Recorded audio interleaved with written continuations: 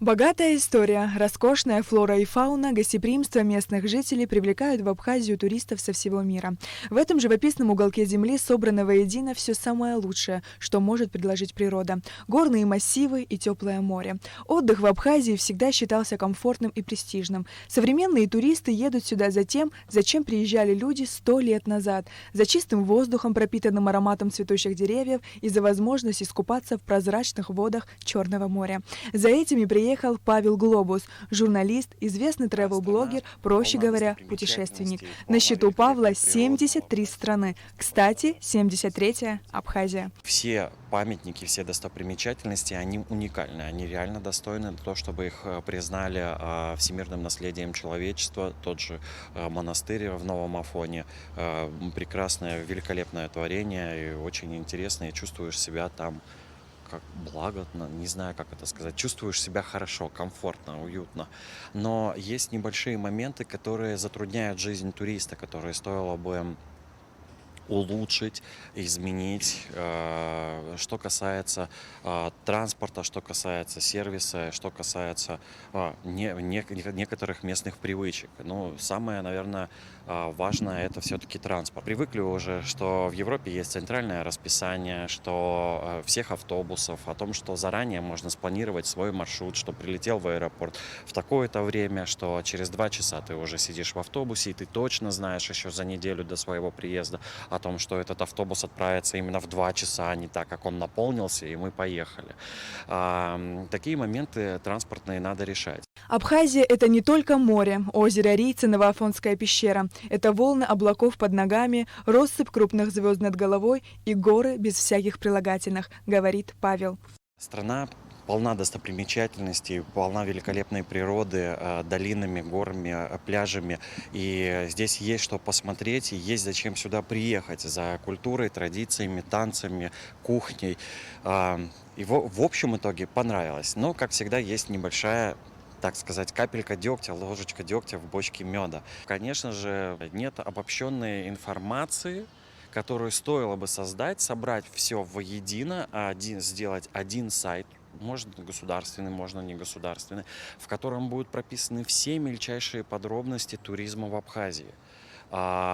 И отели, и рестораны, и особенности кухни, чем отличаются от соседних регионов стран, и расписание транспорта, и аэропорты, вокзалы, как добираться, что делать. Даже такие мелочи, которые, например, словарик небольшой, чтобы турист из другой страны мог приехать и сразу сказать пару слов на абхазском и сделать приятно людям, которые здесь живут. Потому что, согласитесь, это приятно, если вам говорят спасибо на местном языке.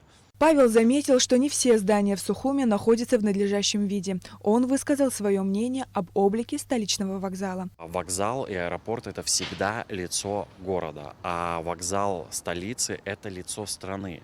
Многие страны уже давно отказываются от железной дороги, потому что это тяжело содержать, но многие страны нашли хороший выход. Например, в Испании многие огромные вокзалы — это торговые центры, куда приходят мировые бренды, чтобы продавать там свою одежду, продавать свои продукты.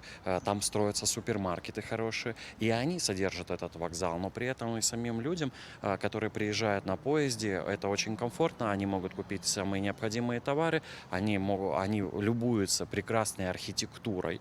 Это шикарное наследие, которое осталось от Советского Союза в Абхазии. Это комфортно, это красиво и это комфортно. И это можно сделать, при этом государство само не будет тратить на это огромных денег. Конечно, нужно будет искать инвесторов, нужно объявлять будет тендеры и прочие остальные заморочки, которые существуют в государствах, в республике, но все равно это будет не за счет налогоплательщиков сделано. По-моему, очень хорошая идея. Местная кухня, которая является частью культурного наследия Абхазии, произвела неизгладимое впечатление на Павла. Оригинальные абхазские рецепты, от одного прочтения которых у многих текут слюнки и загораются глаза, тому свидетельство, добавил Павел. Кухня — это нечто Это яркое, это феерия, это взрыв вкуса, потому что здесь очень много различных фруктов, много овощей и мяса, и специй, которые одно и то же блюдо можно готовить совершенно по-разному, делая различные вариации, играя со специями, с компонентами. Это очень вкусно. Начиная от самой простой, на мой взгляд, мамалыги, заканчивая другими блюдами, без которых не обходится ни одна абхазская свадьба. Каждый раз они звучат по-новому. Есть люди, которые показывают своим примером, что меняться никогда не поздно. Павел Глобус именно такой человек. В прошлом он преуспевающий юрист из Москвы, вдруг решивший бросить свою работу и начать исполнять мечту детства – путешествовать по всему миру. После посещения каждой страны он подробно описывает странствия в соцсетях, сдабривая их фотографиями и видео. То же самое он сделает и про нашу страну. Небольшой урок абхазского языка от Сары Куарацхелия, журналистки абхазского телевидения. Итабу Амзирас. Это означает спасибо и до свидания. Увидимся в Абхазии.